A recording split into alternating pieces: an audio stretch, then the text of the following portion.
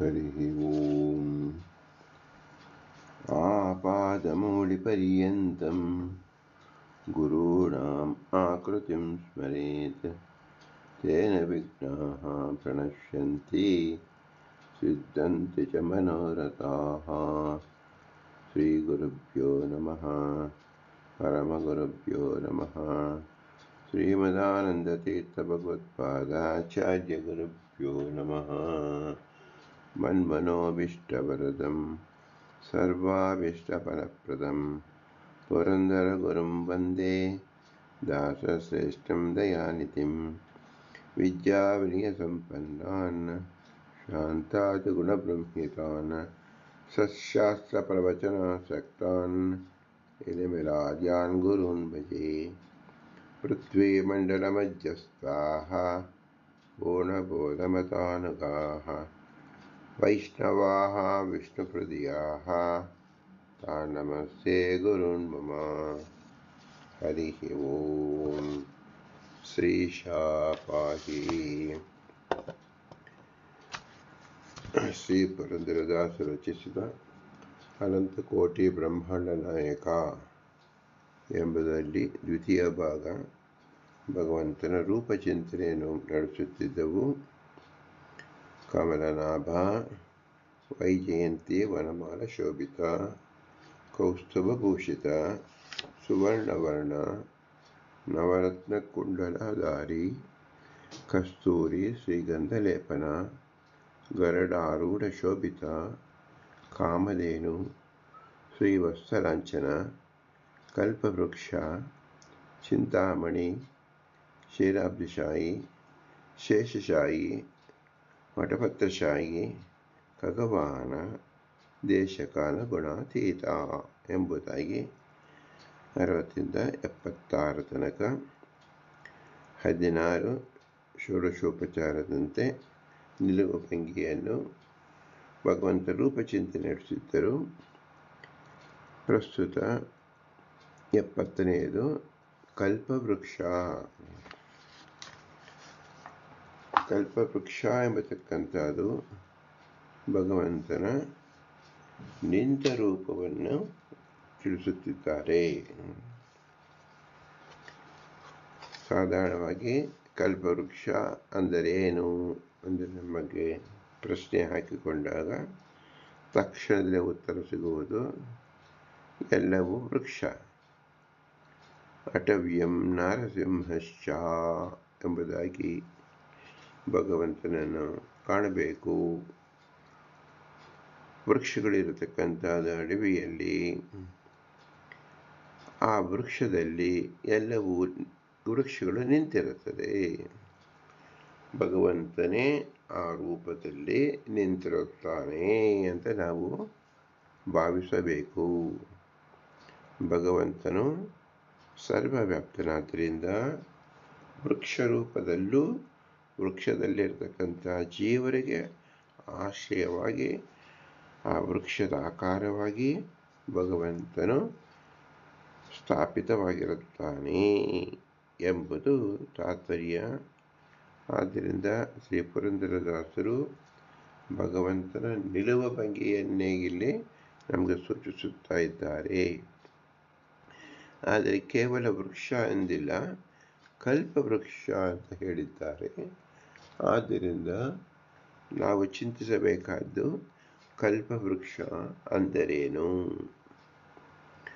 ಕಲ್ಪ ಎಂಬುದು ಕಾಲಸೂಚಿ, ವೃಕ್ಷ ಎಂಬುದು ಅಮರವಾಗಿ ನಿಂತ ಮರ ಅಷ್ಟೇ. ಇದು ನಮ್ಮ ಸಾಧಾರಣವಾಗಿ ನಮಗೆ ತಿಳಿಯಬಹುದಾದದ್ದು. ಕಲ್ಪ ಎಂಬತಕ್ಕಂಥದ್ದು ಬ್ರಹ್ಮಕಲ್ಪ, ದಿನಕಲ್ಪ, ರಾತ್ರಿಕಲ್ಪ, ಈ ರೀತಿಯಲ್ಲಿ ಮನುಕಲ್ಪ, ಮನುಷ್ಯರ ಕಲ್ಪ, ಈ ರೀತಿಯಲ್ಲಿ ನಾವು ಚಿಂತಿಸಿದಾಗ ಒಂದು ನಿಯಮಿತವಾದ ಕಾಲಸೂಚಿಯನ್ನು ಹೇಳುತ್ತದೆ ಕಲ್ಪ. ಅನಂತ ಕಾಲದಲ್ಲಿ ಕೆಲವು ಕಾಲವನ್ನು ಸೂಚಿಸುವುದು ಕಲ್ಪ. ವೃಕ್ಷ ಅಂದರೆ ಅಮರವಾಗಿ ನಿಂತ ಮರ. ಮರ ಎಂಬತಕ್ಕಂಥದ್ದನ್ನು ನಾವು ಹೇಳುವಾಗ ಅಮರ ಮರ ಅಂದರೆ ಏನರ್ಥ?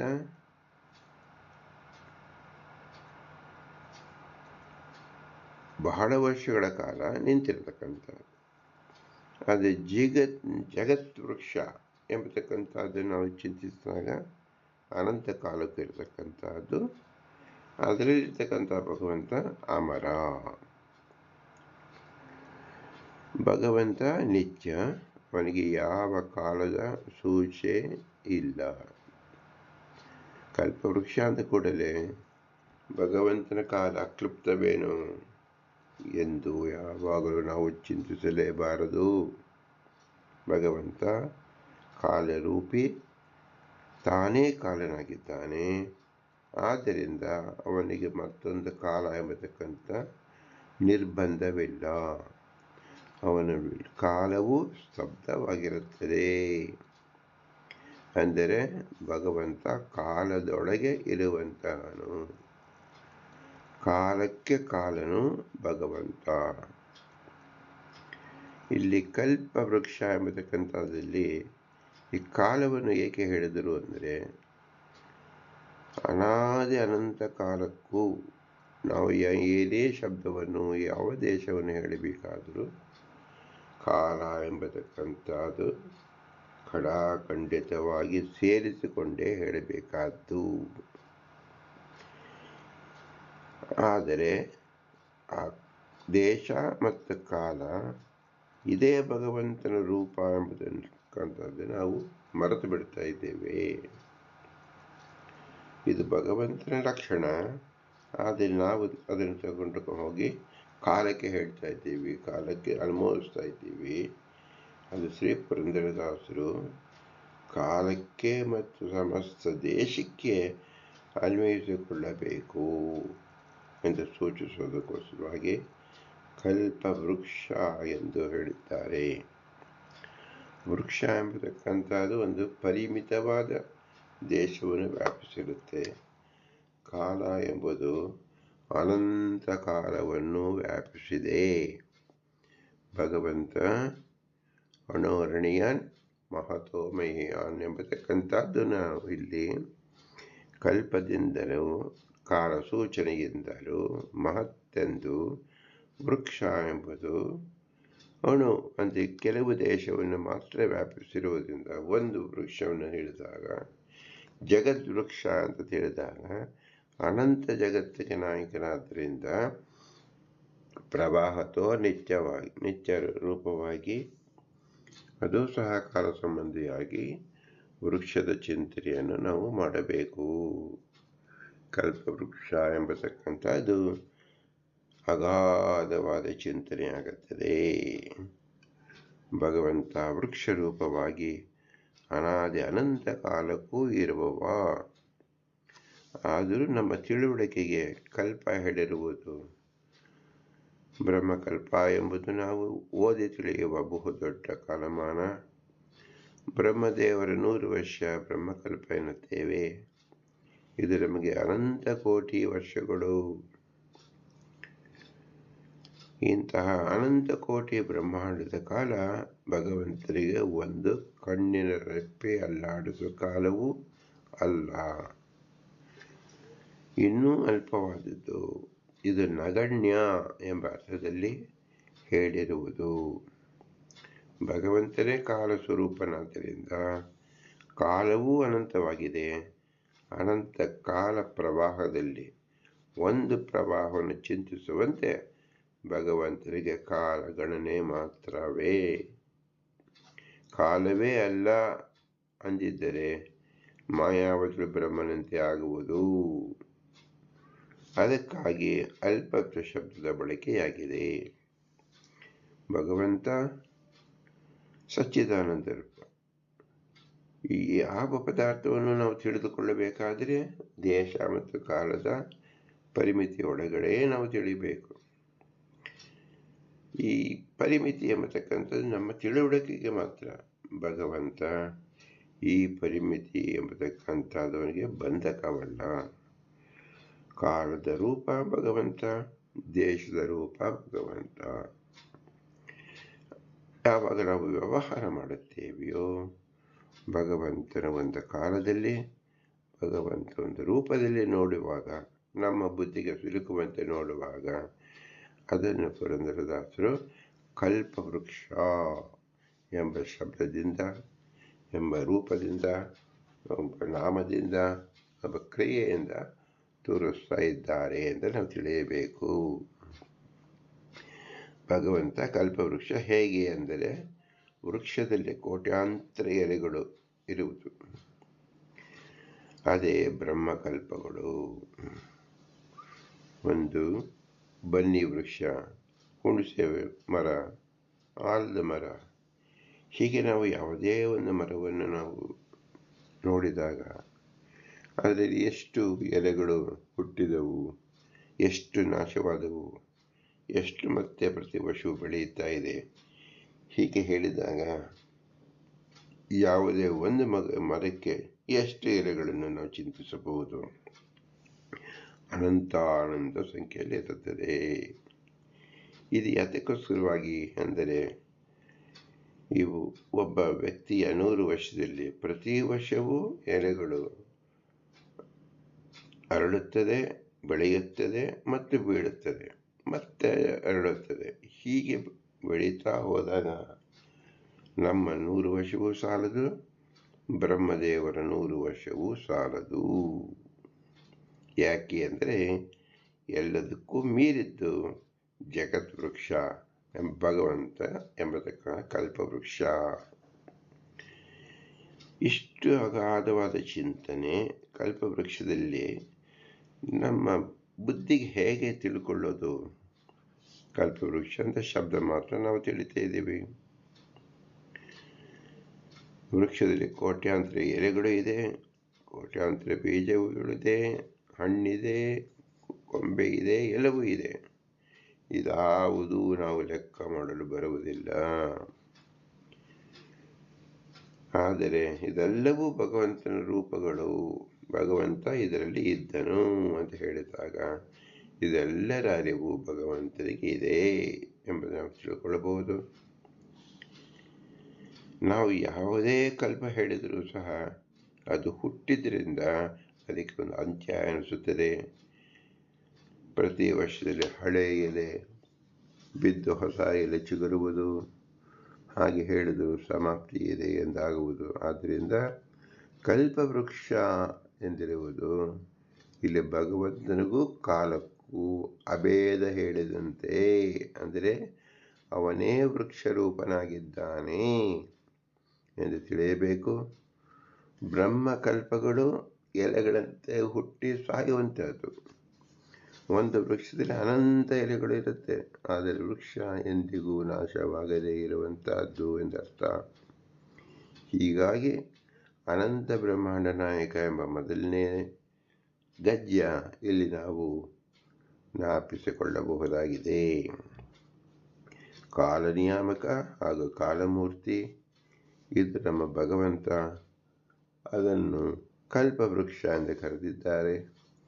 ಕಲ್ಪವೃಕ್ಷ ಕಾಮಧೇನು ಬೇಡಿದ್ದನ್ನು ಕೊಡುವುದು ಎಂಬ ಸಾಧಾರಣ ಮಾಹಿತಿ ಶ್ರೀ ಮಹಾಲಕ್ಷ್ಮೀ ದೇವಿಗೆ ಅನ್ವಯಿಸುವುದು. ಅನಂತ ಜೀವರಾಶಿಗಳ ಅನುಗ್ರಹಕ್ಕಾಗಿ ಬೇಡಿದ್ದು ಆ ಮಾತೆ ಕರುಣಿಸಿದವ ಭಗವಂತ. ಅವನ ಸಂಕಲ್ಪದಂತೆ ನಡೆಯುವಳು ಶ್ರೀ ಮಹಾಲಕ್ಷ್ಮೀ ದೇವಿಯರು, ಇತರರು ಹಾಗಲ್ಲ. ಆದ್ದರಿಂದ ಕಾಮಧೇನು ಕಲ್ಪವೃಕ್ಷ ಅನ್ವರ್ಥ ಶ್ರೀ ಲಕ್ಷ್ಮೀದೇವಿಯರಿಗೆ ಮಾತ್ರ. ನಿನ್ನ ಸಂಕಲ್ಪವೇ ನನ್ನ ಬಯಕೆಯಾಗಲಿ ಎಂಬ ಪ್ರಾರ್ಥನೆ ಸಾತ್ವಿಕರು ಮಾಡಿ ತಮ್ಮ ಸಾಧನೆ ಪೂರೈಸಿಕೊಳ್ಳಬೇಕು. ಇದೇ ಸುಮಾರ್ಗ. ಈ ಒಂದು ವಿಶೇಷ ಸಂಗತಿಯನ್ನು ಶ್ರೀ ಪುರಂದರದಾಸರು ಕಲ್ಪವೃಕ್ಷ ಎಂದು ಹೇಳಿ ತಿಳಿಸಿದ್ದಾರೆ. ಇದನ್ನು ಭಾಗವತದಲ್ಲಿ ಶ್ರೀ ವೇದವ್ಯಾಸರು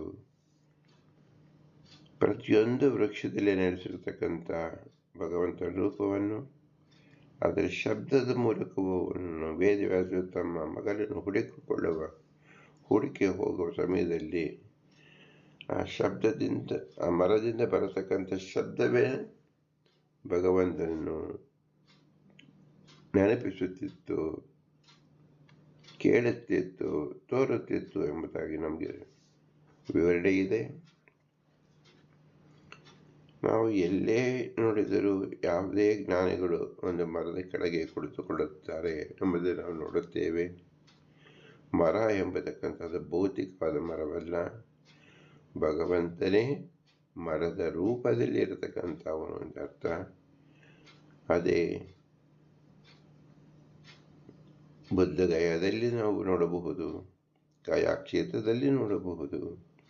ಶ್ರೀಕೃಷ್ಣ ಪರಮಾತ್ಮನು ಪರಂಧಾಮಕ್ಕೆ ಹೋಗುವಾಗ ಒಂದು ವೃಕ್ಷದಲ್ಲಿ ಕೆಳಗಡೆನೇ ಇದ್ದನು ಎಂಬತಕ್ಕಂಥದ್ದನ್ನು ಭಾಗವತ ತಿಳಿಸುತ್ತದೆ. ಇದೆಲ್ಲವನ್ನು ಏನು ತೋರಿಸ್ತಾ ಇದೆ ಅಂದರೆ, ನಾವು ಕಾಣುವ ಪ್ರತಿಯೊಂದು ಮರವೂ ಸಹ ಭಗವಂತನ ಆ ರೂಪದಲ್ಲಿ ನಿಂತಿರುತ್ತಾನೆ. ಇದನ್ನು ಜಗದ್ವೃಕ್ಷ ಎಂಬತಕ್ಕಂತಾಗಿ ನಾವು ತಿಳಿದಾಗ, ಒಂದು ವೃಕ್ಷ ಬೆಳೆಯಲು ಅದಕ್ಕೆ ಬೇಕಾದ ಸಾಮಗ್ರಿ ಮಣ್ಣು, ನೀರು, ಬೀಜ, ಬೆಂಕಿ ಮತ್ತು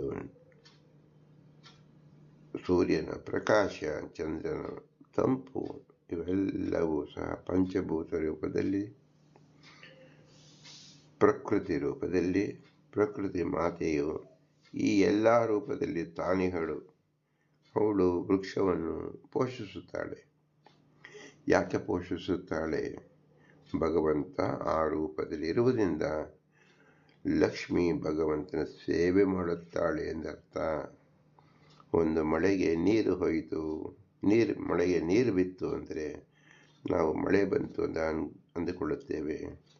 ಆದರೆ ಅದು ನಿಜ ರೂಪದಲ್ಲಿ ಲಕ್ಷ್ಮೀದೇವಿಯು ತನ್ನ ಪತಿಯಾದ ಮಹಾವಿಷ್ಣು ವೃಕ್ಷ ರೂಪದಲ್ಲಿದ್ದಾಗ ಅವನ ಪಾದ ಸೇವನೆಯೇ ಅಂದರೆ ಅವನ ಪಾದವನ್ನು ತೊಳೆಯುತ್ತಿದ್ದಾಳೆ ಎಂದು ನಾವು ತಿಳಿಯಬೇಕು. ಒಂದೊಂದು ವೃಕ್ಷದಲ್ಲಿ ಎಲೆ ಬೆಳೆದಾಗ ಅದು ಹಸಿರು ಬಣ್ಣವಾಗಿರುವುದರಿಂದ ಅಲ್ಲಿ ಶಾಂತಿ ರೂಪದಲ್ಲಿ ಲಕ್ಷ್ಮಿ ಇದ್ದು ಶಾಂತಿಪತಿಯಾದ ಅನಿರುದ್ಧನನ್ನು ಸೇವಿಸುವಳು. ಪುಷ್ಪ ರೂಪದಲ್ಲಿದ್ದಾಗ ಸಂಕರ್ಷಣ ರೂಪಿಯನ್ನು ಸೇವಿಸುವಳು. ಹೀಗೆ ಅನಿರುದ್ಧ, ಪ್ರದ್ಯುಮ್ನ, ಸಂಕರ್ಷಣ, ವಾಸುದೇವ ರೂಪದಲ್ಲಿ ಒಂದು ಕಲ್ಪವೃಕ್ಷದಲ್ಲಿ ನಾವು ಪಾರ್ವತೀ ದೇವಿ, ಸರಸ್ವತಿ ದೇವಿಯರು, ಪಾರ್ವತೀ ದೇವಿಯರು, ಎಲ್ಲ ದೇವತಾ ಸ್ತ್ರೀಯರು ಸಹ ಉಪವನ ಎಂಬುದಾಗಿ ಒಂದು ಮರಗಳ ಅಡಿಯಲ್ಲಿ ಯಾಕೆ ಹೋಗ್ತಾರಂದರೆ ಅದು ಭಗವಂತನ ಆಶ್ರಯವನ್ನು ಸೂಚಿಸುತ್ತದೆ. ಭಗವಂತ ವೃಕ್ಷ ರೂಪದಲ್ಲಿದ್ದಾಗ ಎಲ್ಲ ದೇವತೆಗಳು ಆಶ್ರಯವನ್ನು ಪಡೆದುಕೊಳ್ಳುತ್ತಾರೆ. ಈ ದೃಷ್ಟಿ ಜನಸಾಮಾನ್ಯರಿಗೆ ಬರುವುದಿಲ್ಲ. ದೇವತೆಗಳು ಯಾವ ಪ್ರಸಿದ್ಧ ಕ್ಷೇತ್ರವಾದ ತಿರುಪತಿಯಲ್ಲಿ ಒಂದೇ ಕಾಲಿನ ನಿಂತು ಭಗವಂತನ ಆರಾಧಿಸುತ್ತಿದ್ದಾರೆ ಎಂಬತಕ್ಕಂಥದ್ದನ್ನು ಭವಿಷ್ಯೋತ್ತರ ಪುರಾಣ ವರ್ಣಿಸುತ್ತದೆ. ಭಗವಂತ ನಿಂತ ಭಂಗಿಯಲ್ಲಿ ಕಾಣಿಸಿಕೊಂಡಿದ್ದರಿಂದ ಎಲ್ಲ ದೇವತೆಗಳು ವೃಕ್ಷ ರೂಪದಲ್ಲಿ ಅಂದರೆ ಒಂದೇ ಕಾಲಿನಲ್ಲಿ ನಿಂತು ಭಗವಂತನ ಆರಾಧನೆ ಮಾಡುತ್ತಿದ್ದಾರೆ ಎಂದು ಭವಿಷ್ಯತ್ ಪುರಾಣ ಹೇಳುತ್ತಿದೆ. ಆದರೆ ಅಜ್ಞಾನಿಗಳಾದ ಮನುಷ್ಯರಿಗೆ ಆ ವೃಕ್ಷದಲ್ಲಿರತಕ್ಕಂಥ ದೇವತೆಗಳು ಕಾಣಿಸುವುದಿಲ್ಲ, ಭಗವಂತನನ್ನು ನೆನೆಸುವುದಿಲ್ಲ. ಪುರಂದರದಾಸರು ಭಗವಂತನ ರೂಪಚಿಂತನೆಯನ್ನು ಮಾಡುವ ಸಲುವಾಗಿ ಪ್ರಕೃತಿ ತತ್ವವಾದ ಮರವನ್ನೇ ನಾವು ಚಿಂತಿಸಿ ಭಗವಂತನ ಸನ್ನಿಧಾನವನ್ನು ಕಲ್ಪಿಸಿಕೊಂಡು ಆರಾಧನೆ ಮಾಡಬೇಕು ಎಂಬ ದಿವ್ಯ ಸಂದೇಶವನ್ನು ಇಲ್ಲಿ ತೋರಿಸಿದ್ದಾರೆ. ಇದು ಅತ್ಯಮೂಲ್ಯವಾದ ಸಂದೇಶ. ಈ ಸಂದೇಶ ಪ್ರತಿ ಕಲ್ಪದಲ್ಲಿ, ಪ್ರತಿ ಖಂಡದಲ್ಲಿ ಒಂದೊಂದು ವೃಕ್ಷಗಳನ್ನು ಭಗವಂತನಿಟ್ಟಿದ್ದಾನೆ. ಜಂಬೂ ವೃಕ್ಷದಲ್ಲಿ ಬೆಳೆಯತಕ್ಕಂಥ ಒಂದೊಂದು ಜಂಬೂ ಫಲವು ಬೆಟ್ಟದ ಗಾತ್ರವಾಗಿದ್ದು ಅದರ ರಸವೇ ನದಿಯ ನದಿಯೋಪಾದಿಯಲ್ಲಿ ಹರಿದು ಬರುತ್ತದೆ ಎಂದು ನಾವು ಕೇಳುತ್ತೇವೆ. ಅದು ಮುಂದೆ ಅದರ ವಿವರಣೆಯನ್ನು ನಾವು ಮಾಡಲಿದ್ದೇವೆ. ಇಂತಹ ಮಹತ್ ವೃಕ್ಷಗಳು ಭಗವಂತನ ರೂಪಚಿಂತನೆಯಲ್ಲಿ ನಾವು ಕಾಣಬೇಕು. ಆದ್ದರಿಂದಲೇ ಕೃತಯುಗದಲ್ಲಿ ಯಾರು ಪ್ರತ್ಯೇಕವಾದ ಪ್ರತಿಮೆಯನ್ನು ಇಟ್ಟುಕೊಳ್ಳುತ್ತಿರಲಿಲ್ಲ. ಪ್ರಕೃತಿದತ್ತವಾದ ಬೆಟ್ಟ, ಪ್ರಕೃತಿದತ್ತವಾದ ಮರ, ಪ್ರಕೃತಿದತ್ತವಾದ ಜಲ, ಪ್ರಕೃತಿದತ್ತವಾದ ಆಕಾಶ, ಪ್ರಕೃತಿದತ್ತವಾದ ವಾಯು, ಹೀಗೆ ಪಂಚಭೂತಗಳಲ್ಲಿ ಪ್ರಕೃಷ್ಟವಾಗಿ ಕಾಣುವ ರೂಪಗಳೇ ಭಗವಂತನ ರೂಪಗಳೆಂದು ಅದರಲ್ಲಿ ಭಗವಂತನ ರೂಪ ಚಿಂತನೆ ಮಾಡ್ತಾ ಇದ್ದರು. ಅದು ಕಲಿಯುಗದಲ್ಲಿ ಅದು ಅಸಾಧ್ಯವಾದ ಮಾತಾದ್ದರಿಂದ ಶ್ರೀ ಪುರಂದರದಾಸರು ಭಗವಂತನ ರೂಪ ಚಿಂತನೆಯಲ್ಲಿ ಕಲ್ಪವೃಕ್ಷ ಎಂದು ತಿಳಿಸಿಕೊಟ್ಟಿದ್ದಾರೆ. ಇದು ಅತ್ಯಂತ ಮಹತ್ವವಾದ ವಿಷಯ. ಸಣ್ಣ ಅಕ್ಷರದಲ್ಲಿ ಕೇವಲ 4 ಅಕ್ಷರದಲ್ಲಿ ತಿಳಿಸಿದರೂ ಸಹ ವಿಶ್ವಾದ್ಯಂತ ಹರಡಿಕೊಳ್ಳತಕ್ಕಂಥ ಅಗಾಧವಾದ ಅತೀ ಉಪಯುಕ್ತವಾದ ಭಗವಂತನ ರೂಪಚಿಂತನೆ ಇದಾಗಿದೆ. ಇಂತಹ ಅಮೋಘ ವಿಷಯವನ್ನು ಅರಿಗಿದ ಶ್ರೀ ಪುರಂದರದಾಸರಿಗೆ ಅವರ ಅಂತರ್ಯಾಮಿ ಪುರಂದರ ವಿಠಲ, ಪ್ರತಿಯೊಂದು ತತ್ವಾಭಿಮಾನ ದೇವತೆಗಳು, ನಮ್ಮ ಗುರು ಹಿರಿಯರು ಮತ್ತು ಮಾತಾಪಿತೃಗಳ ಆಶೀರ್ವಾದದಿಂದ, ಗುರು ಹಿರಿಯರ ಆಶೀರ್ವಾದದಿಂದ, ಸಕಲ ತತ್ವಾಭಿಮಾನ ದೇವತೆಗಳಿಂದ ಶ್ರೀ ಪುರಂದರದಾಸರು ಪ್ರಕೃತಿಯಲ್ಲೇ ನಾವು ಕಾಣಬಹುದಾದಂಥ ಭಗವಂತನ ನಿಂತ ರೂಪ ಅದು ಕಲ್ಪವೃಕ್ಷ ಎಂಬ ಅಮೋಘವಾದ ಚಿಂತನೆಯನ್ನು ಮಾಡಿಸುವುದರಿಂದ ಇವರಲ್ಲಿರ್ತಕ್ಕಂಥ ಭಗವಂತ ಮತ್ತು ಅಂತರ್ಯಾಮಿಯಾಗಿರ್ತಕ್ಕಂಥ ಭಾರತೀಯ ಮುಖ್ಯ ಪ್ರಾಣಾಂತರದ ಲಕ್ಷ್ಮೀನಾರಾಯಣ ಇವರೆಲ್ಲರಿಗೂ ಸಹ ನಾವು ಏನನ್ನು ಕೊಡಲು ಶಕ್ಯವೇ ಇಲ್ಲ. ಇಂತಹ ಅಗಾಧ ರೂಪಚಿಂತನೆಯನ್ನು ಮಾಡಿಸಿದ ಇವರೆಲ್ಲರಿಗೂ ಸಹ ಭೂಯಿಷ್ಠಾಂತೆ ನಮ ಉಕ್ತಿಂ ವಿಧೇಮ ಎಂಬುದೊಂದು ಮಾತ್ರ ಹೇಳಬಹುದಾಗಿದೆ. ಇದೇ ನಮ್ಮ ಉಸಿರು. ಭೂಯಿಷ್ಠಾಂತೆ ನಮ ಉಕ್ತಿಂ ವಿಧೇಮ ಎಂದು ಹೇಳಿ ನಾವು ಪುರಂದರದಾಸರ ವಿಶೇಷ ಅನುಗ್ರಹವನ್ನು ಯಾಚಿಸ್ತಾ ಇದ್ದೀವಿ. ಈ ವೃಕ್ಷ ರೂಪದಲ್ಲಿರ್ತಕ್ಕಂಥ ಭಗವಂತನೇ ನಮ್ಮ ಬಿಂಬರೂಪಿ ಭಗವಂತ.